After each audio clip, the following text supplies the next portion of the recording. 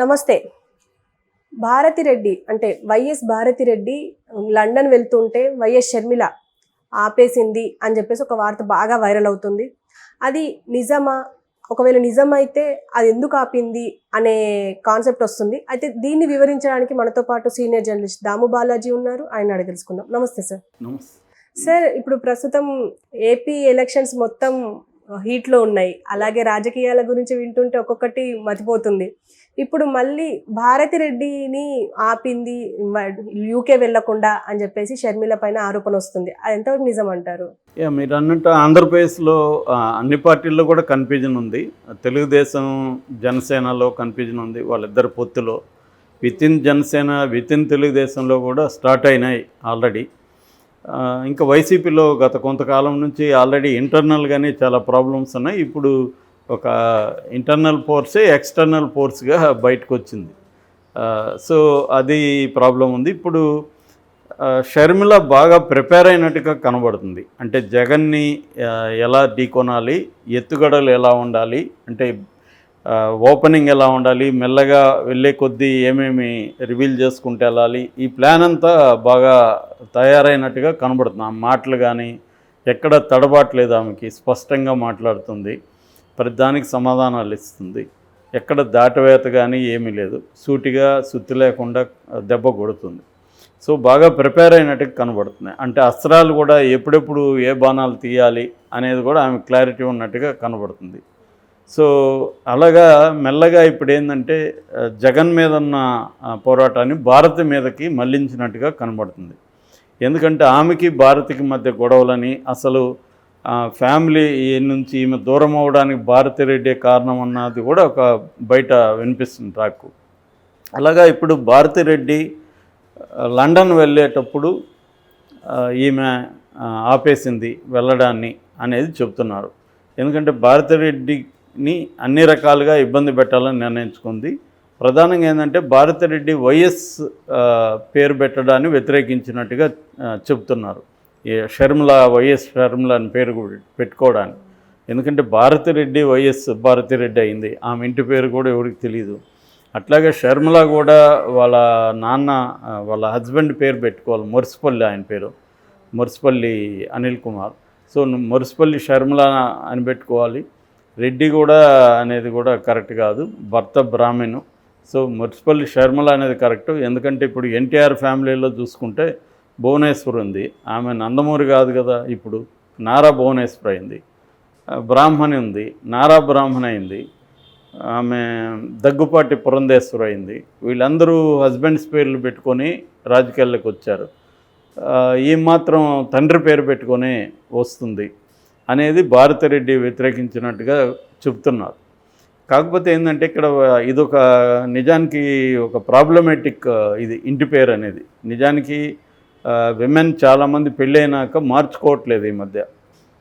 తన ఇంటి పేరు ఏది ఉందో అదే పెట్టుకుంటున్నారు, భర్త పేరు మార్చుకోవాలనే రూల్ లేదు. కాకపోతే మళ్ళీ ఆ ఇంటి పేరు మగవాళ్ళ నుంచి వచ్చింది. వైఎస్ అనేది మళ్ళీ ఎక్కడి నుంచి వచ్చింది? వాళ్ళ తండ్రి పేరుగా తండ్రికి ఏదైతే ఉందో అదే వస్తుందన్నమాట.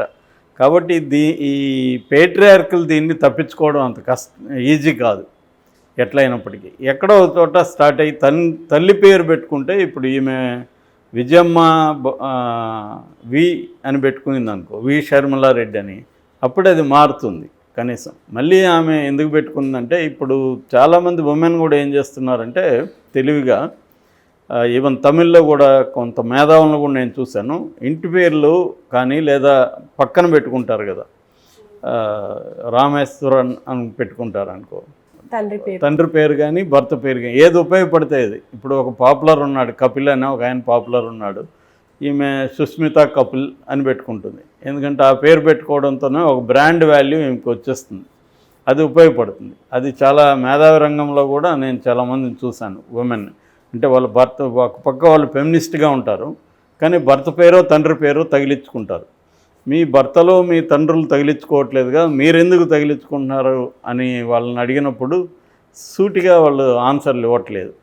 అది ఒక లెగసీగా, ఎందుకంటే నన్ను ఇన్ఫ్లుయెన్స్ చేశాడు కాబట్టి పెట్టుకుంటున్నాను ఏదో ఒకటి చెప్తున్నారు. కానీ క్లియర్గా ఏంటంటే అది ఒక బ్రాండ్గా వీళ్ళకి రచనా రంగంలో కావచ్చు, మిగతా సోషల్ యాక్టివిటీస్లో కావచ్చు ఉపయోగపడుతుంది అన్నమాట. అలాగా ఈమెకు కూడా ఈ బ్రాండ్ ఉపయోగపడుతుంది కాబట్టి పెట్టుకునింది, లేకపోతే ఆమె కూడా మురిసిపల్లి పెట్టుకునేది. ఆమెకి వైఎస్ బ్రాండ్ అవసరం రాజకీయాల్లో.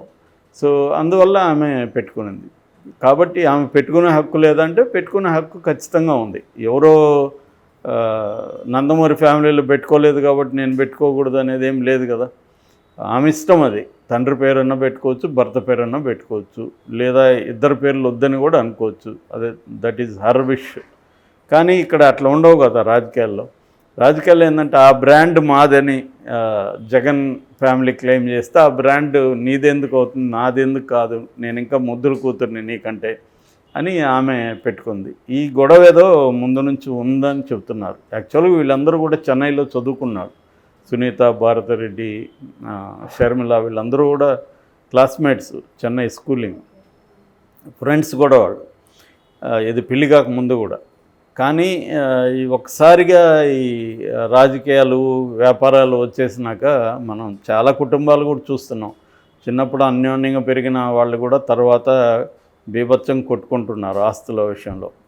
చాలా క్లోజ్గా ఉన్న ఫ్యామిలీస్లో కూడా భయంకరమైన గొడవలు చూస్తున్నాం మామూలు ఫ్యామిలీస్లో. ఇంకా రాజకీయంగా ఇది ఇంకా పెద్ద వ్యవహారం. కోట్ల రూపాయల, వందల కోట్లు లేదా వేల కోట్ల ఆస్తులు. కాబట్టి ఎవరు కూడా తగ్గరు. ఇక్కడ ఏమి అన్నదమ్ముల అనుబంధం ఇవన్నీ సినిమాల్లో మాట్లాడడానికి తప్ప రియల్ లైఫ్లో సాధ్యం కాదు. సో అలాగా ఈ పెంట అయింది. ఇప్పుడు ఈమె లండన్ టూర్ ఆపిందని చెప్తున్నారు. లండన్ ఎందుకు పోవాలనుకునిందంటే అక్కడ కూతుర్లు ఉన్నారు. ఒక కూతురు ఫ్రాన్స్లో చదువుతుంది, ఒక కూతురు లండన్ స్కూల్ ఆఫ్ ఎకనామిక్స్లో చదువుతుంది. ఫ్రాన్స్లో ఉన్న అమ్మాయి కూడా ఇక్కడికి వచ్చిందని చెప్తున్నారు. ఇద్దరిని చూడడానికి వెళ్ళాలనేది ఆమె ప్లాన్ చేసుకుంది. సెప్టెంబర్లో కూడా భార్యాభర్త ఇద్దరు, జగన్, భారతిరెడ్డి ఇద్దరు వెళ్ళి 10 రోజులు ఉండొచ్చారు.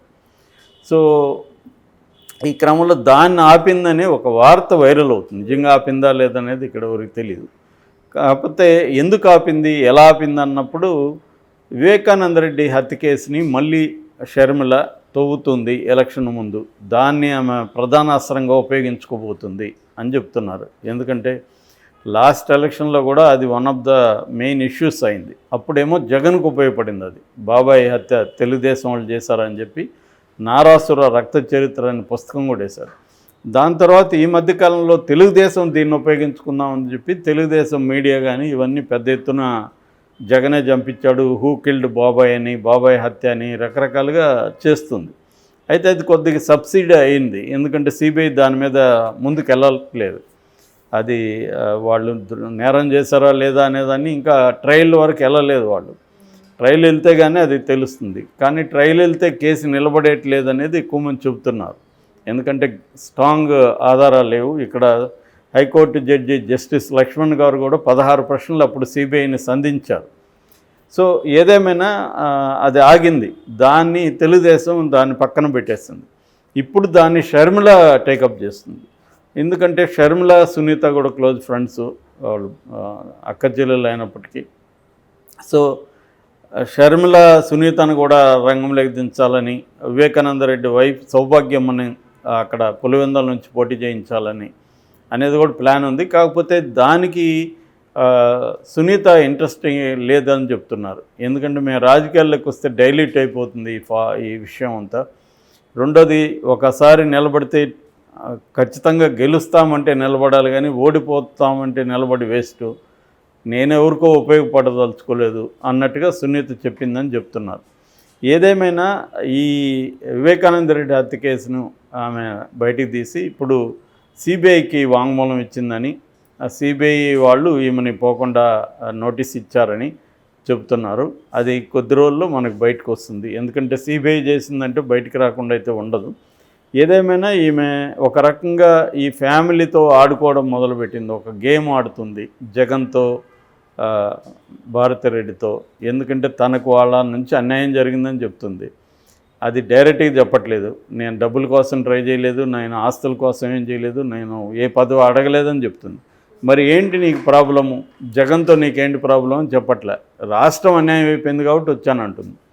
అది నమ్మశక్యంగా లేదు. ఎందుకంటే 5 ఏళ్ళు నీకు అది అనిపించలేదా? 10 ఏళ్ళు అయింది కదా రాష్ట్రం విడిపోయి. మరి చంద్రబాబు పీరియడ్లో ఏమన్నా వైఎస్ఆర్ పాలసీలు చంద్రబాబు అమలు చేశాడా? చేయలేదు. ఆ 5 ఏళ్లలో నువ్వేం చేయలేదు. 5 ఏళ్ల తర్వాత 5 ఏళ్ళు జగన్ ఉన్నాడు. అప్పుడు అనిపించలేదా? ఇప్పుడైనా నీకు సడన్గా వైఎస్ఆర్ గుర్తొచ్చాడు, సడన్గా ఆంధ్ర ప్రజలు గుర్తొచ్చారు. మొన్నటి వరకు తెలంగాణ ప్రజల గురించి కూడా ఇలాగే మాట్లాడావు కదా. కాబట్టి ఈ నెరేటివ్ని ఎవరు నమ్మట్లేదు. కాబట్టి ఆమె ఏం చేస్తుందంటే ఫ్యామిలీ మర్క్ అంటాం, అంటే మన ఆయిల్లో కిందకి మడ్డి అంటాం కదా, అది దాన్ని అంతా కలబెడుతుంది. ఫ్యామిలీస్లో కూడా అలాంటిది ఉంటాయి. దాన్ని ఇప్పుడు కెలుకుతుంది. అది జరగబోతుంది. అంటే సార్ ఇప్పుడు వివేకానంద కేసులో భారతిరెడ్డికి ఏంటి సంబంధం? అంటే భారతిరెడ్డి ఫస్ట్ జగన్కి ఇన్ఫామ్ చేసింది అర్లీ మార్నింగే. భారతిరెడ్డికి అర్లీ మార్నింగ్ ఎలా తెలిసింది? సో ఆ హంతకులు ఎవరో భారతిరెడ్డికి బాగా తెలుసు అనేది ఒక వెర్షన్.